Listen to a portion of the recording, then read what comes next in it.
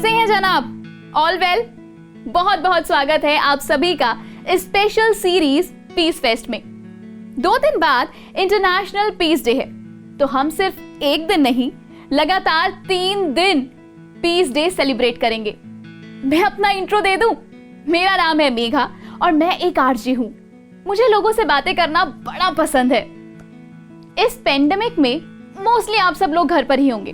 पढ़ाई, ऑफिस सब घर से ही चल रहा होगा। वैसे थोड़ा तो थैंक्स बनता है कोरोना का कि हमें घर पर रहने का मौका मिल गया, क्योंकि हम हमेशा कहते रहते थे यार छुट्टी मिले छुट्टी मिले छुट्टी मिले, लेकिन अब कुछ ज्यादा ही हो गया है। अब क्या करें, एक जगह टिक नहीं सकते ना, ह्यूमन नेचर जो है। अब आप लोग परेशान हो रहे हैं कि कमबख्त कब तक ऐसा रहेगा। अब जो लोग परेशान हो रहे हैं उनके लिए खास अर्ज करती हूँ, देखिए दाद दीजिएगा। चलो फिर हौले से मुस्कुराते हैं, चलो फिर हौले से मुस्कुराते हैं, बिना माचिस के ही इस कोरोना को जलाते हैं। धन्यवाद धन्यवाद धन्यवाद। तो चलिए आगाज करते हैं इस स्पेशल सीरीज पीस फेस्ट का, जिसे ऑर्गेनाइज किया है यूथ पीस फाउंडेशन यानी कि YPF ने। YPF पूरे भारत में शांति और मानवता के लिए काम करता है। आइए थोड़ा जानते हैं YPF के बारे में। यूथ पीस फाउंडेशन एक इनिशिएटिव है जो सोसाइटी में ह्यूमैनिटी और पीस के कल्चर को डेवलप करने के लिए काम कर रहा है। अलग अलग प्रोग्राम्स, ट्रेनिंग्स, वर्कशॉप के जरिए यूथ पीस फाउंडेशन युवाओं को मानवता और शांति के लिए जागरूक करके पीसफुल और बेहतर समाज बनाने के लिए प्रेरित कर रहा है। हेल्थ एंड हाइजीन YPF का एक प्रमुख कैंपेन है, जिसमें YPF के वॉलंटियर देश भर में स्कूल, कॉलेज और लोगों के बीच जाकर जागरूकता फैलाने का काम करते हैं। आने वाले कल में पर्यावरण को बचाए रखने के लिए भी YPF एक्टिव है, जिसमें पौधे लगाना और पर्यावरण को बचाने के लिए बच्चों को प्रेरित करना शामिल है। जरूरतमंद लोगों के लिए फ्री आई कैंप लगाकर व प्राकृतिक आपदा में प्रभावित लोगों की मदद के अभियान चलाकर YPF मानवता के भाव से सबको मिलजुल कर आगे बढ़ने का मैसेज दे रहा है।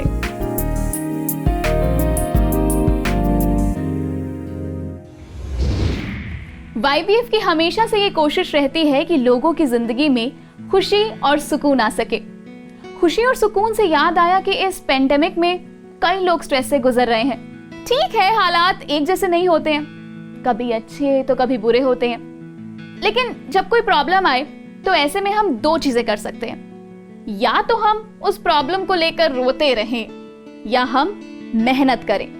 और कई बार हम थोड़ा कुछ करते भी हैं, लेकिन उसको अंजाम तक पहुंचाने से पहले ही हार मान लेते हैं, और रिजल्ट ये होता है कि हम स्ट्रेस में ही जीते रहते हैं। चलिए इसी बात को लेकर आपको एक कहानी दिखाते हैं, जो एक मूर्ति बनाने वाले की है।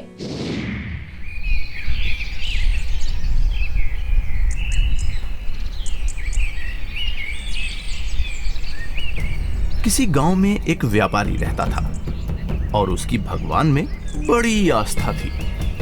एक बार व्यापारी किसी दूसरे शहर से अपने घर लौट रहा था। बस से उतरकर वो पैदल अपने घर के रास्ते पर जा रहा था। तभी रास्ते में उसे एक बड़ा सा चमकीला पत्थर दिखा। उस पत्थर की ओर व्यापारी आकर्षित हो गया और उसने सोचा कि क्यों ना इसे अपने साथ ले जाऊं। इस खूबसूरत पत्थर से अपने घर के लिए शानदार भगवान की मूर्ति बनवाऊंगा। व्यापारी ने पत्थर उठा लिया और रास्ते में ही एक प्रसिद्ध मूर्तिकार की दुकान पर रुका और उससे कहा, इस पत्थर की एक खूबसूरत सी देवी माँ की प्रतिमा बना दीजिए। मूर्तिकार ने कहा, ठीक है, बन जाएगी, आप कुछ दिन बाद आकर ले जाइएगा। अब मूर्तिकार ने उस पत्थर को तराशने का काम शुरू किया और अपने औजार लेकर पत्थर को काटने में जुट गया। जैसे ही मूर्तिकार ने पहला वार किया, उसे पता चला कि पत्थर तो बहुत ही कठोर है। मूर्तिकार ने एक बार फिर से पूरे जोश के साथ प्रहार किया, लेकिन पत्थर टस से मस भी नहीं हुआ। अब तो उसको पसीना छूट गया। वो लगातार हथौड़े से प्रहार करता रहा, लेकिन पत्थर नहीं टूटा। उसने लगातार कई दिनों तक प्रयास किए और अपनी तरफ से 99% मेहनत की, लेकिन पत्थर तोड़ने में नाकाम रहा। कुछ दिन बाद जब व्यापारी मूर्तिकार से अपनी मूर्ति लेने आया, तब मूर्तिकार ने उसे सारी बात बताते हुए कहा कि इस पत्थर से तो आपकी मूर्ति नहीं बन पाएगी। व्यापारी ये सुनकर दुखी हो गया और अपना पत्थर लेकर वो वहां से चला गया। आगे जाकर उसने दूसरी दुकान के मूर्तिकार को वही पत्थर मूर्ति बनाने के लिए दे दिया। अब इस मूर्तिकार ने अपने औजार उठाए और पत्थर काटने में जुट गया। जैसे ही उसने पहला हथौड़ा मारा, पत्थर टूट गया। चूंकि पत्थर पहले मूर्तिकार की चोटों से काफी कमजोर हो गया था। व्यापारी ये देखकर बहुत खुश हुआ और देखते ही देखते मूर्तिकार ने देवी मां की सुंदर प्रतिमा बना दी। व्यापारी मन ही मन पहले मूर्तिकार की दशा सोचकर मुस्कुराया कि उस मूर्तिकार ने 99% मेहनत की, लेकिन आखिर में थक गया। काश उसने एक आखिरी प्रहार और भी किया होता तो वो सफल हो जाता। दोस्तों, यही बात हम में से कई लोगों पर भी लागू होती है। बहुत से लोग जिन्हें लगता है कि कठिन प्रयासों के बावजूद वो सफल नहीं हो पा रहे हैं, लेकिन सच तो ये है कि वो आखिरी प्रयास से पहले ही थक जाते हैं। लगातार कोशिशें करते रहिए, क्या पता आपका अगला प्रयास ही वो आखिरी प्रयास हो जो आपका जीवन बदल दे। कैसी लगी कहानी? ऐसी छोटी छोटी कहानियों की सीख से ना हम अपनी जिंदगी की बेहतर कहानी लिख सकते हैं। ये बात सच है कि हम कई बार सही से कोशिश नहीं करते हैं और स्ट्रेस में ही जीते रहते हैं, लेकिन प्रेम रावत जी कहते हैं कि जब तक हम जीवित हैं तब तक सारी पॉसिबिलिटीज मौजूद हैं। और सबसे बड़ी गुड न्यूज तो यही है कि हम जीवित हैं, क्योंकि जब हम हैं तो फिर क्या कम है। प्रेम रावत जी पिछले 50 से भी ज्यादा सालों से लगातार पूरे संसार में ये कोशिश कर रहे हैं कि लोगों की जिंदगी में सुकून हो, खुशी हो और जिस स्ट्रेस की कैद में लोग अक्सर फंस जाते हैं उससे आजाद हो सके। प्रेम रावत जी एक लेखक, मानवतावादी और अंतर्राष्ट्रीय स्तर पर प्रसिद्ध वक्ता हैं। उन्हें हर साल 120 से भी अधिक आयोजनों में business of life, billion reasons for peace, शांति संभव है जैसे विषयों पर कई उल्लेखनीय संस्थानों और मंचों जैसे कि यूरोपीय संसद, संयुक्त राष्ट्र, इतालवी सीनेट, हार्वर्ड विश्वविद्यालय, ऑक्सफोर्ड विश्वविद्यालय, टेक्सास विश्वविद्यालय, Shriram college of commerce, IIM Ahmedabad, ISB Hyderabad, Infosys, RML अस्पताल दिल्ली, IIT दिल्ली में अपना संदेश प्रस्तुत करने के लिए आमंत्रित किया जाता है। The title of Ambassador of Peace. हर आयु, वर्ग और संस्कृति के लोगों को प्रेरित करने की विशेष प्रतिभा के कारण कई सरकारी व शैक्षणिक संस्थानों ने उन्हें शांति दूत की महान उपाधि से सम्मानित किया है। इस महान कार्य के सम्मान में उन्हें दुनिया भर में 20 से अधिक शहरों की चाबियां मिली हैं और कई अन्य पुरस्कारों से सम्मानित किया गया है। उन्हें Asia Pacific brand laureate life time achievement award से नवाजा गया है। वे इस पुरस्कार को प्राप्त करने वाले चौथे व्यक्ति हैं। उनके अलावा ये पुरस्कार स्वर्गीय नेल्सन मंडेला व हिलेरी क्लिंटन को भी दिया गया है। 2001 में प्रेम रावत जी ने भोजन, पानी और शांति की मूलभूत मानवीय आवश्यकताओं को पूरा करने के लिए द प्रेम रावत फाउंडेशन संस्था की स्थापना की। प्रेम रावत फाउंडेशन एक अनोखा प्रयास है जो रांची, नेपाल और घाना में बच्चों व बीमार लोगों को पौष्टिक भोजन उपलब्ध कराता है। TPRF कई संस्थानों, विश्वविद्यालयों, जेलों व सैन्य और अर्ध सैन्य व्यक्तियों के लिए शांति कार्यक्रम भी आयोजित करता है। इस शांति कार्यक्रम में कई सत्र हैं, जो कि दुनिया भर में आयोजित हुए प्रेम रावत जी के कार्यक्रमों के अंशों पर आधारित हैं। ये सत्र प्रत्येक प्रतिभागी को व्यक्तिगत शांति, प्रशंसा, गरिमा, आत्म जागरूकता, स्पष्टता, आशा और संतोष के बारे में और जानने में मदद करते हैं। ये सत्र सभी आयु वर्ग के लोगों द्वारा पसंद किए जाते हैं, क्योंकि इसके द्वारा वे अपने जीवन को आनंदमय बनाने के लिए आवश्यक अपने अंदर स्थित आत्मबल के बारे में सीखते हैं। लोग कहते हैं संसार के अंदर कि जी हमको स्ट्रेस बहुत होता है, तो अगर अपनी उंगली किवाड़ में डाल करके और खूब जोर से किवाड़ को बंद करो तो दर्द तो होगा ही। अपनी उंगली वहां से हटा लो। जिस चीज के, जिस चक्कर के पीछे तुम लगे हुए हो, एक दिन जब ये श्वास चले जाएगा तो ये चक्कर अपने आप खत्म हो जाएगा। बात जाने की नहीं है, बात अब की है। अब जो तुम्हारे पास, जो तुम्हारा जीवन है, बात इसकी है। तुम अपने जीवन को पूरा बनाओ ताकि तुम भी उस स्वर्ग का अनुभव कर सको, तुम भी आनंद ले सको अपने जीवन में, अपने जीवन में, अपने निजी जीवन में। मैं एक उदाहरण देना चाहता हूं कि अगर हम कार चला रहे हैं या तांगे में बैठे हैं या रिक्शा में बैठे हैं और किसी वजह से कार के चक्के में या तांगे के चक्के में या रिक्शा के चक्के में खराबी आ जाए और वो चक्का आवाज़ करने लगे, खड़क खड़क खड़क खड़क खड़क खड़क खड़क, तो उसके दो इलाज हैं। एक इलाज उसका यह है कि वाहन चालक आपको रुई दे दे, कि अपने कानों में ठोक लो,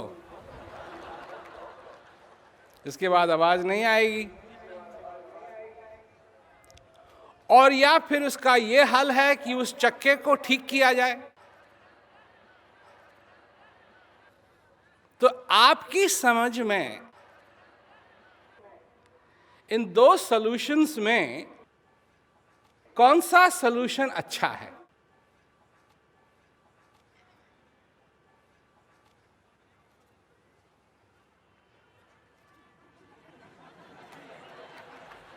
मैं इंतजार कर रहा हूं। रुई वाला, रुई वाले में क्या खराबी है भाई? आवाज ही तो आ रही है ना। अब ठीक है, ज्यादा नहीं चल पाएंगे और जैसे चलते जाएंगे धीरे धीरे, रिक्शा है या कार है या तांगा है तो ऐसे ऐसे करने लगेगा,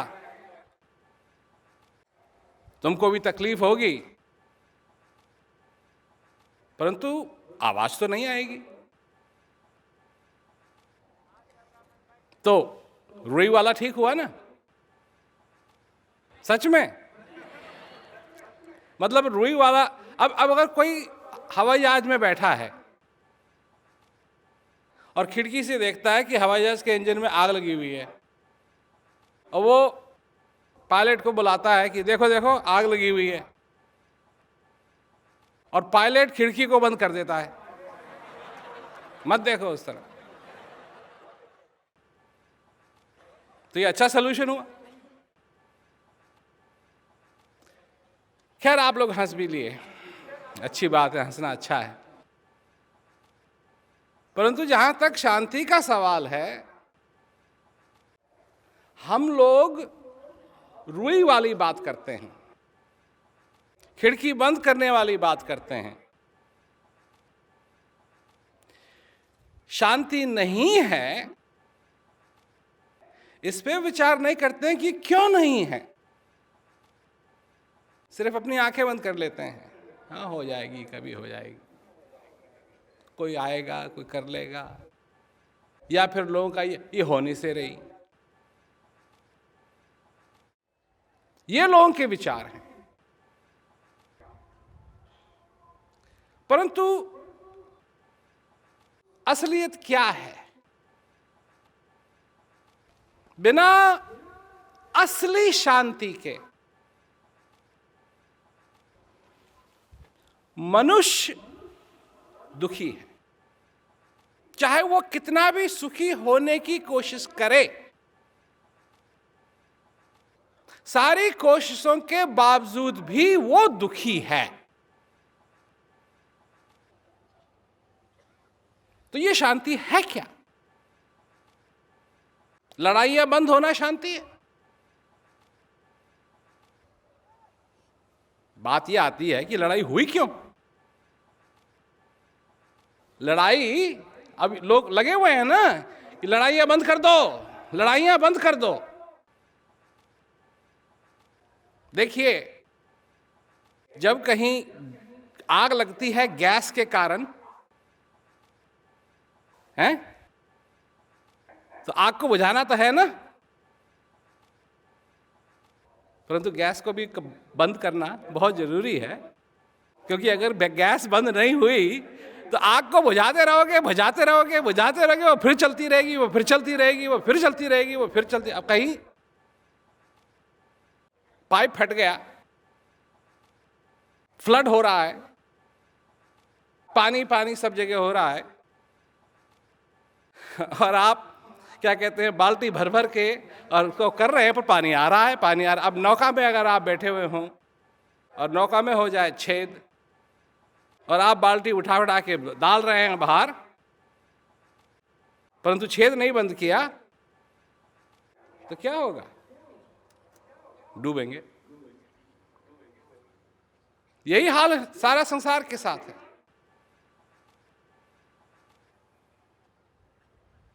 इस संसार के अंदर हमने कुछ ऐसी आदतें पकड़ ली हैं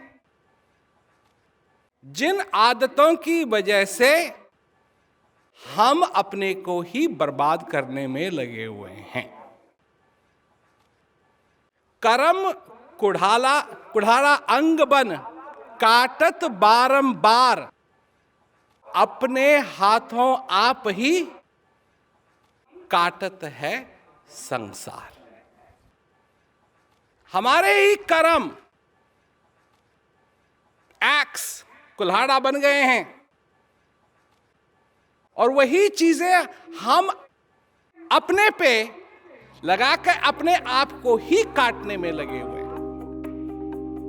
हम समझते हैं कि जो कुछ भी हमारे आसपास है, जब ये वैसे का वैसा ही बना रहे जैसा हम चाहते हैं, तो हम खुश हैं, हमको संतुलन है, हम खुश हैं। परंतु ऑब्जर्वेंस ये है, देखने वालों ने ये कहा कि ऐसा हमेशा रहेगा नहीं, तुम भी जैसे हो तुम भी वैसे नहीं रहो। तो इस सारी बदलती हुई चीज में क्या हमने अपने जीवन का संतुलन जो बनाया हुआ है वो इस प्रकार बनाया हुआ है कि अगर ये चीजें बदलें तब भी मैं वैसे ही रहूंगा, या इन पे इतना निर्भर करता हूं मैं कि अगर ये बदलें तो मेरा संतुलन भी गया। अगर मैं रेगिस्तान में जाऊं तो मेरे को अपने साथ पानी ले जाना बहुत जरूरी है। क्यों? क्योंकि रेगिस्तान की प्रकृति यह है कि वहां पानी नहीं मिलेगा। तो अगर चीजें बदलेंगी तो इसके लिए आपने क्या किया है कि चीजें बदलेंगी?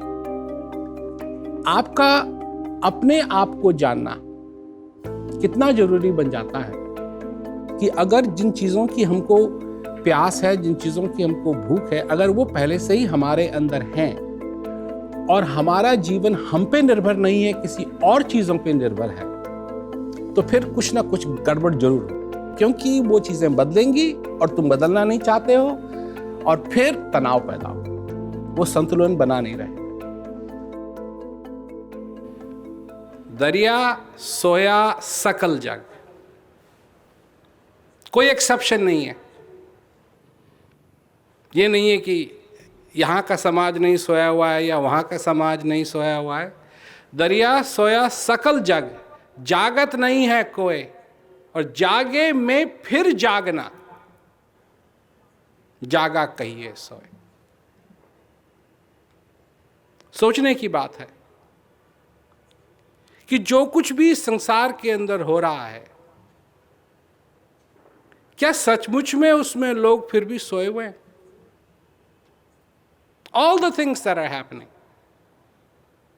all the technology, all the creations of things, ये सब सोने में हो रहा है। जो तिल माही तेल है, जो चकमक में आग, तेरा साईं तुझ में जाग सके तो जाग। फिर सोने की बात हो गई कि इस फैक्ट से हम वाकिफ नहीं हैं कि जिस चीज की हमको तलाश है वो हमारे अंदर है। अगर इस संसार की हालत को देखते हुए अगर कोई प्रश्न उठता है तो वो ये प्रश्न उठता है कि ठीक है, और चीजों के लिए हम खूब कोशिश करते हैं, जगह जगह बैंक्स हैं, और एक नहीं है, हजारों लाखों बैंक्स हैं संसार में, और उनकी लाखों लाखों शाखाएं हैं संसार के अंदर। सब देश अपना अपना पैसा छापते हैं। ज़ूरिख के सड़कों के नीचे सोना ही सोना है।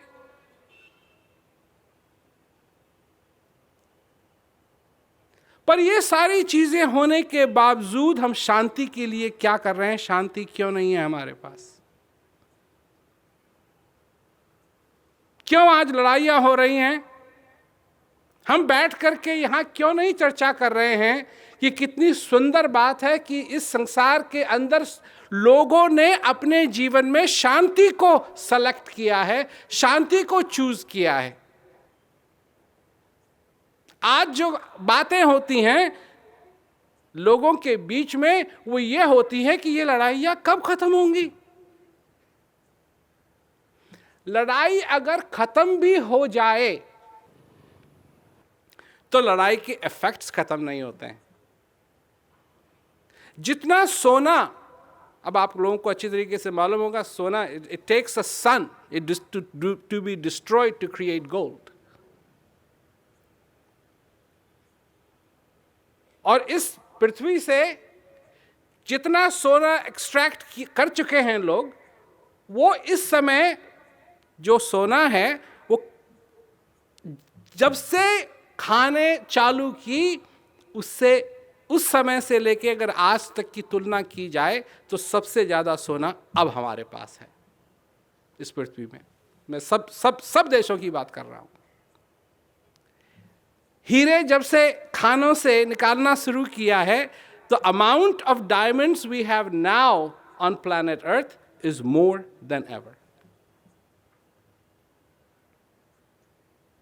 More silver,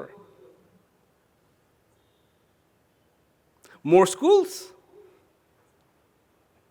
There are more schools now than there ever have been on the face of this earth. And there's more cars, more cell phones, more airplanes, more satellites, more bridges, more buildings, more roads. और सबसे बड़ी बात, more unsatisfied people.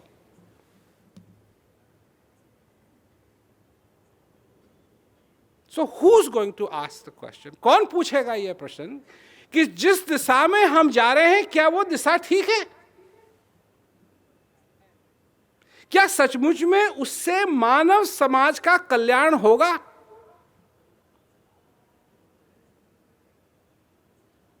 क्योंकि आज यह देखना जरूरी है कि मनुष्य को क्या चाहिए। What are the needs of human beings? What do we need? क्या हमारी जरूरत है? श्वास लेने के लिए हवा की जरूरत है। श्वास लेने के लिए हवा की जरूरत है। और अगर ये गवर्नमेंटों के क्या कहते हैं, दायरे में आ गया किसी दिन, तो उस पर भी टैक्स लग जाएगा।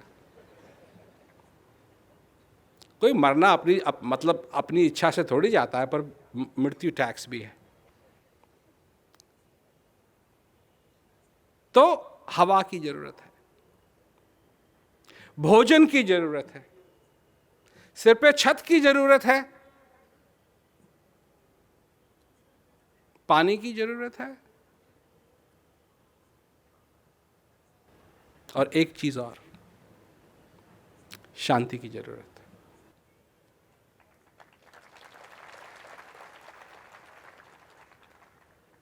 अशांत मनुष्य किसी भी हालत में संतुष्ट नहीं हो सकता। कोई भी हालत हो, अगर उसके अंदर असंतुष्टता है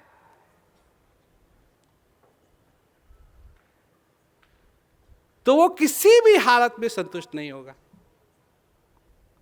दरिया सोया सकल जग, जागत नहीं है कोई। हम सब सो रहे हैं एक नींद में, और सिर्फ हमारे पास इसका एक एक्सक्यूज है कि नहीं जी मेरी तो आंखें खुली हुई हैं, मैं सो थोड़ी रहा हूं, मैं तो बैठा हुआ हूं, अपनी कुर्सी पे बैठा हूं, मेरी आंख खुली हुई है, मैं सुन रहा हूं, मैं देख रहा हूं। आप कैसे कह सकते हैं कि सो रहा हूं? और जब आप सो रहे होते हैं तो क्या क्या नहीं होता है, हवाई जहाज में उड़ रहे हैं साहब, अपनी गर्लफ्रेंड के साथ पार्टी में हैं और गर्लफ्रेंड है ही नहीं,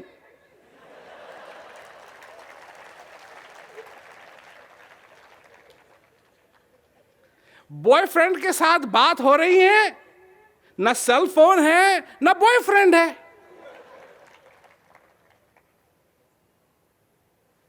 दरिया सोया सकल जग, क्या सपना है क्या सपना नहीं,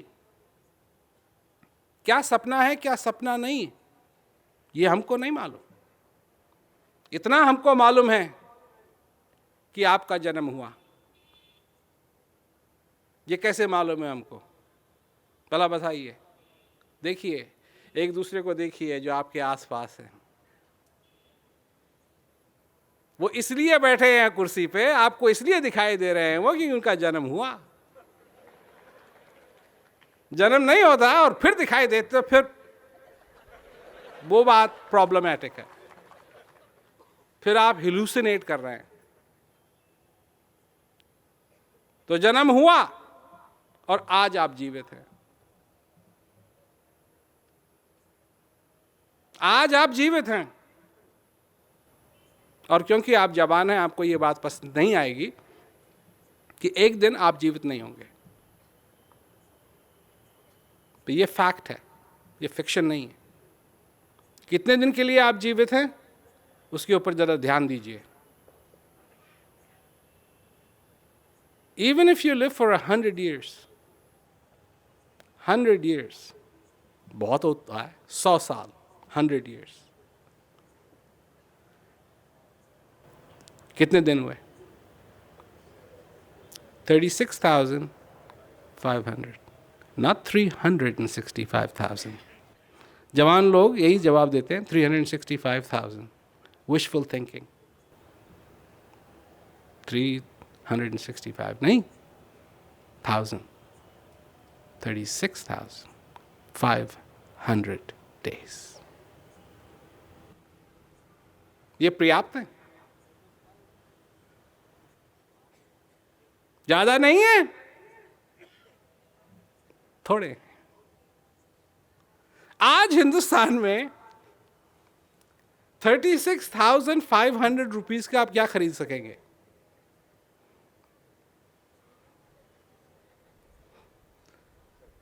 बड़े रेस्टोरेंट में आधा खाना क्या खरीद सकेंगे? ज्यादा कुछ नहीं। आपने अपने जीवन में वो संतुलन बना दिया है जो बनना चाहिए? क्या आपने अपने जीवन में उस चीज को समझ लिया है जिसको समझना चाहिए? क्या आपने उस शांति को अपना लिया है जिस शांति को अपनाना चाहिए? क्या आपके जीवन के अंदर रूट कॉज ह्यूमैनिटी है या एम्बिशन है? आप किस चीज के लिए जीते हैं? क्या आप अपने एम्बिशंस के लिए जीते हैं? क्योंकि अगर आप अपनी चाह के लिए जीते हैं तो मैं आपको एक बात बता दूं, आपकी चाह कभी खत्म नहीं होगी। अगर आप सचमुच में रईस बनना चाहते हैं तो आपको सबसे पहले अपने हृदय में रईस बनना पड़ेगा। अगर आप वहां दरिद्र रहे तो न जाने कितना भी आपके पास पैसा हो, आप हमेशा ही दरिद्र रहेंगे। You will remain poor। और आपका हृदय क्या कह रहा है आपसे? कि शांति लाओ, अपने जीवन में शांति लाओ, अपने जीवन के मकसद को समझो। तुम यहां हो, तुम हो कौन? यही 6 एलिमेंट्स से हम सब बने हैं। Carbon, calcium, oxygen, nitrogen, phosphorus. क्या है वो? धूल, डर्ट। अरबों सालों तक धूल थे। 4.5 बिलियन ईयर्स ओल्ड ये पृथ्वी है। 4.5 बिलियन अरब सालों तक धूल थी। तुम वही धूल थे, अब हो, और जब नहीं रहोगे, जब ये श्वास नहीं चलेगा तो फिर धूल बन जाना है तुमने। और 15-20 बिलियन ईयर्स तक धूल, उसके बाद ये पृथ्वी नहीं रहेगी।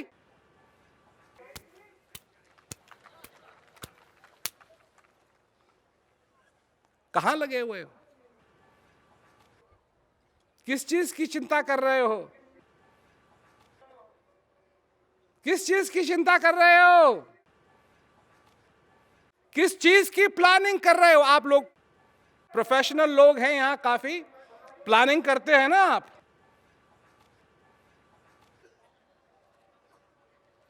पंद्रह 20 अरब साल तक जो धूल बन के रहना है उसकी प्लानिंग कर रही है।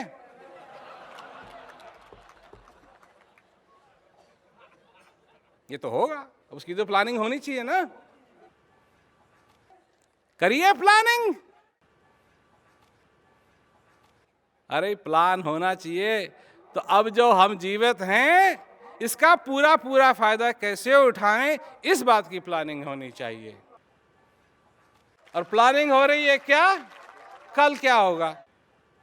मैं लोगों से कहता हूं, कल कभी आया है?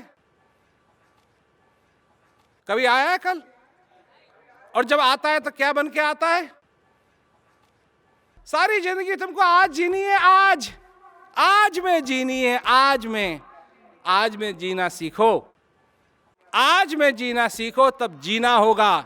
जो कल में सोता है, जो कल में जीवित रहने की सोचता है, वो मरा हुआ है। जीवित हो। जो तुम्हारा हृदय रूपी जो चिराग है उसको जलाओ और अपने जीवन के अंदर शांति स्थापित करो। तो गाइस, आपकी प्लानिंग क्या है? क्योंकि अगर आज ठीक रहेगा ना तो आने वाला कल जो आज बन के आएगा वो अपने आप ठीक हो जाएगा। सच में प्रेम रावत जी का मैसेज सोचने पर मजबूर करता है और अंदर से एक स्ट्रेंथ देता है। वैसे आप अगर प्रेम सर के मैसेज को कभी भी कहीं भी सुनना और देखना चाहते हैं तो इसके लिए एक बढ़िया ऑप्शन है, टाइमलेस टुडे ऐप। इस ऐप पर अलग अलग टॉपिक पर आप प्रेम सर का मैसेज सुन सकते हैं। एक संदेश जो पहचान कराता है खुद से खुद की। संदेश प्रेम रावत जी का, जो पिछले 5 दशकों से संसार में लोगों को सुकून का एहसास करने में मदद कर रहे हैं। टाइमलेस टुडे ऐप की मदद से ये संदेश आप देख सकते हैं कभी भी कहीं भी, जिसमें है प्रेम रावत जी के शांति संदेशों के ऑडियोज और वीडियोज, साथ ही उनके होने वाले कार्यक्रमों की लाइव स्ट्रीमिंग। और ये सब उपलब्ध है हिंदी और अंग्रेजी भाषाओं में। कोई भी हो टाइम या कोई भी टॉपिक, कहीं भी कभी भी, तो आज ही डाउनलोड करें और फोन या ईमेल द्वारा अपना अकाउंट रजिस्टर करें। तो आप भी आज ही डाउनलोड करें टाइमलेस टुडे और एंजॉय करें प्रेम सर के मैसेज को। आप और लोगों को भी इस ऐप के बारे में बता सकते हैं, जैसे कि YPF भी बाकी लोगों तक इस ऐप को पहुंचाने में मदद कर रहा है। जिससे वो लोग भी शांति की संभावना तक पहुंच सके, क्योंकि ये भी एक मानवीय कार्य ही है। YPF ह्यूमैनिटी के लिए हर समय कोशिश करता है। अभी इस महामारी में भी YPF लोगों तक मास्क और अन्य सहायता पहुंचा रहा है। पूरी टीम ने पूरे भारतवर्ष में डबल लेयर वॉशेबल मास्क तैयार करके उन्हें मंत्रियों, प्रशासनिक अधिकारियों तथा पुलिस अधिकारियों की मदद से कोरोना वॉरियर्स तथा जरूरतमंदों तक पहुंचाया। अब तक 10 राज्यों की 20 शहरों में 45,000 से भी अधिक मास्क वितरित किए जा चुके हैं, जिसके लिए हमें कई सराहना पत्र भी प्राप्त हुए हैं। टीम ने 1 लाख से भी अधिक मास्क बनाने का संकल्प लिया है और इसमें हम सभी आपकी भागीदारी चाहते हैं।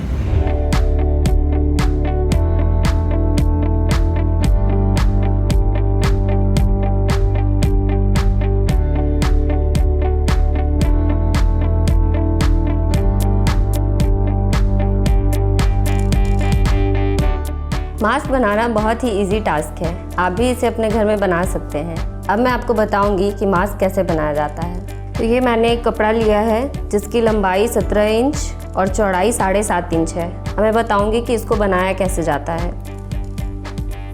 मैंने इसे मोड़ लिया है और अब इसको सिल दूंगी।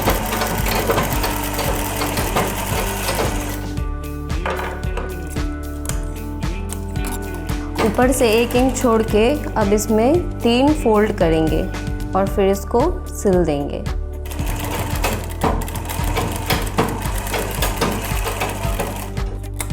दूसरे साइड से भी ऐसे ही फोल्ड करके और सिल देंगे।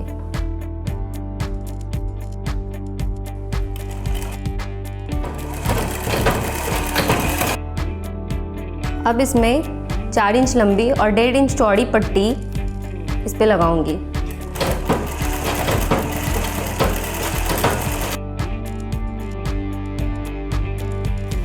दूसरे साइड भी ऐसे ही लगाऊंगी।